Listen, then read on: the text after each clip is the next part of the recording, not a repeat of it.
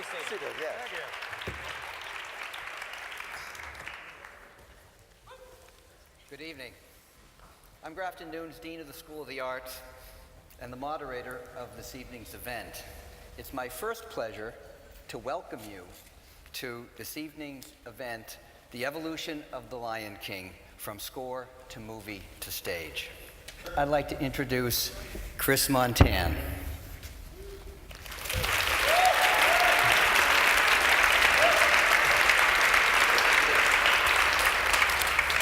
Chris has been a producer at Walt Disney Studios for almost 25 years, and for the last 9 years has been the president of Walt Disney Music.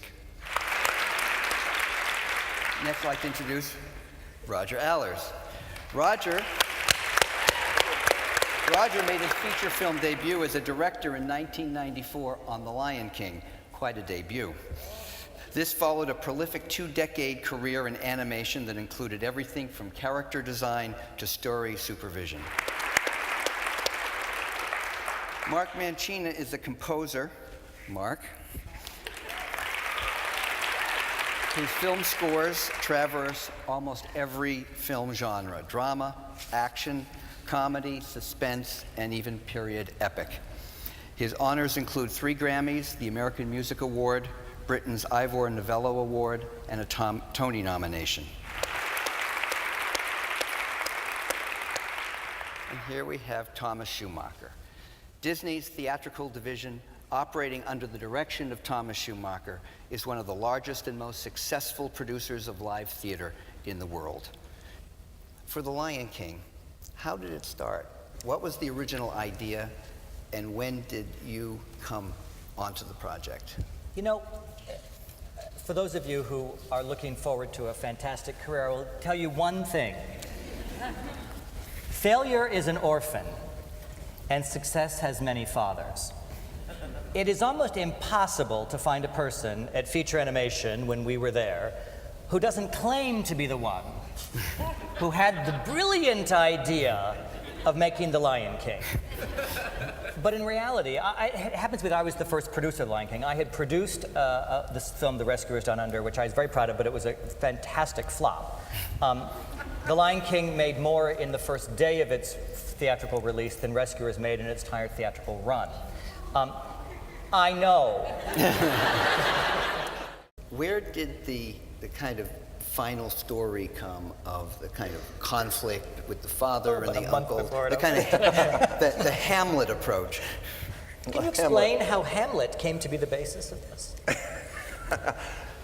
We never looked at Hamlet when we were making this story. It evolved, you know, the role of Scar. Scar was originally a rogue lion, but then we decided let's put him in the royal family because it's more dynamic if someone on the inside is plotting against you. And so all these things came about because of story needs. And the idea of Mufasa's ghost coming to Simba, which seems the most like Hamlet, really came out of trying to resolve what brings Simba back to himself and to claim, you know, the role of being king.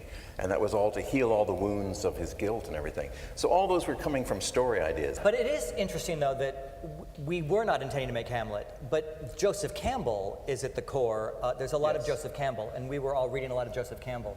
And if you look at this, there's much more of the hero's journey from Campbell.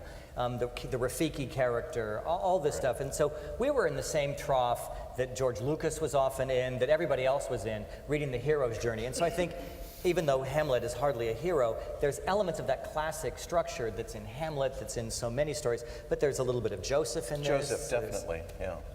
There was a little bit of the Johnson administration in it. There's a lot of stuff in there. Right. Disney features are among the only animated features geared towards children that come out to the box office. And one large difference I've always found between Disney feature films and other feature films is that the main characters come from single-family homes where the other parent is never mentioned. And I was wondering why that happens so often. I get asked this question perhaps more than any other. What delights me is that a young man asked it instead of an angry mother. What we learn, there's there's an interesting reference in Bruno Bettelheim's Uses of Enchantment. He talks about the need to separate the child from the parent. Films and their drama are based around usually a catalytic crisis of some kind. If you have two functioning good parents in the room, there should be very little crisis for the child. So what you need to do is separate the child from the parents. In the structure of fairy tale and myth, fable, and lore, usually that means one of them dies. In fairness, in ours, they don't always do that. But one of the most effective ways to get the child into jeopardy, or the younger character in jeopardy, is to separate them. If you look at Mulan, one of my favorite movies that we made, she has a living mother, father, and grandmother at the end, for which I didn't get one letter of congratulations. In the fall of '91, while Roger and much of the team, about half of whom actually made it to the end of the movie, were on a research trip in Africa, which paid off enormously in the movie, I was meeting with Elton John to ask him to write the music for it. And his idea was that he would write 5 songs by the end of November, which was 3 weeks later, and give them to us, and they'd go in the movie. And in fairness, if you know anything about Elton John, that's how he writes. Circle of Life, the eventual version that we have, he wrote it while Davy Johnstone, his bass player, was in the hallway making a cheese sandwich. Hence it is known as the cheese sandwich song, because it took him as long to write it as it took Davy to make a cheese sandwich. How about the stage show? You want to talk about a little bit of that, move to that? Yeah, at what point did somebody come up with the idea that this might make a stage show? The first person who said it was a guy in the New York Post. Said Disney's next show is going to be The Lion King on stage. In fairness, the only thing you have to have is a big idea. So I had one big idea, and that was Julie Taymor, and from here. And Chris called me to do the Lion King musical. I had a movie out called Twister, which was at 200 million that week. And I had lived with Lion King for a couple of years, and quite honestly, even though it was a great hit and it was a great thing for my career, I didn't really receive much credit for what I had done, because I was brought on naively, and luckily, but naively, as sort of this guy that appeared in the room all of a sudden with Roger and Rob, who had no idea who I was, and I'm making decisions about how the songs are going to be arranged and produced. So it was a little bit strange, and I thought, I really don't want to go back into the musical idea. As soon as I met with her, she wanted to recreate it in a way that really appealed to me, which was organically rewrite the score, write new songs, write lyrics, use a song that I'm actually going to do here. I think I'll do it now. Can I do it now? Yeah, you should do it Is that now. all right?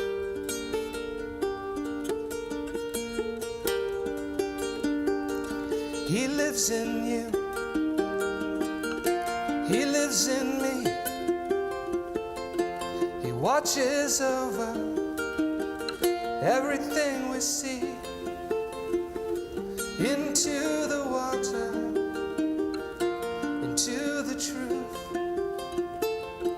in your reflection, he lives in you.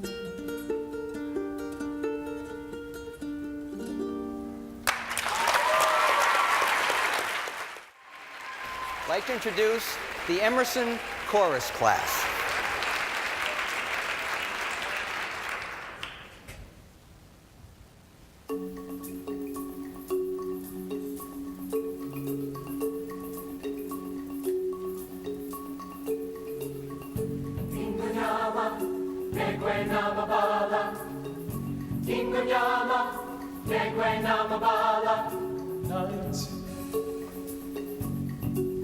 And the spirit of life calling Mamela, and a voice with the fear of a child asking, oh Mamela,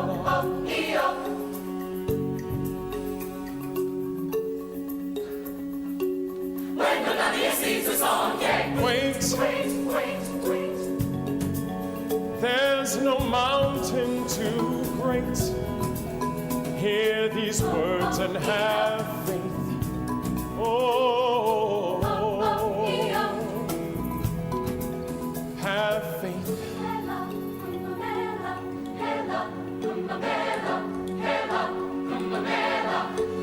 They live in you.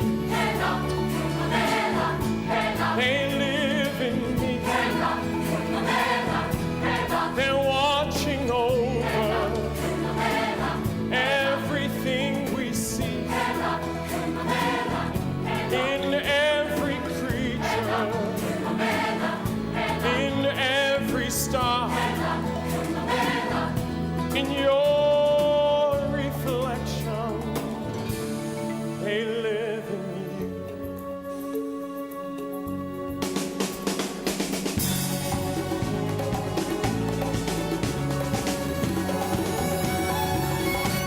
He lives in you.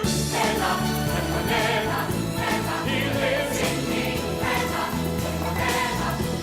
He watches over everything we see, into the water, into the truth, in your reflection. He lives in you.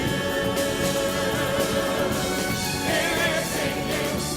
Oh, yes, He lives in me. He watches over everything we see, into the water, into the water.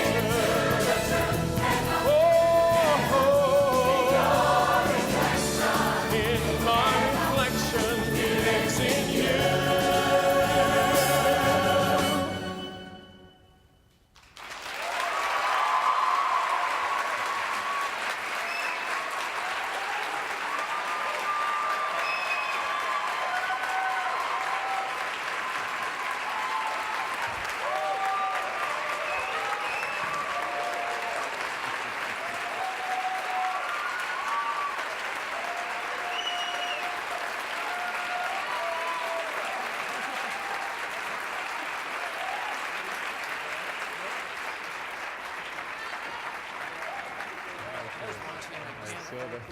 Thank you.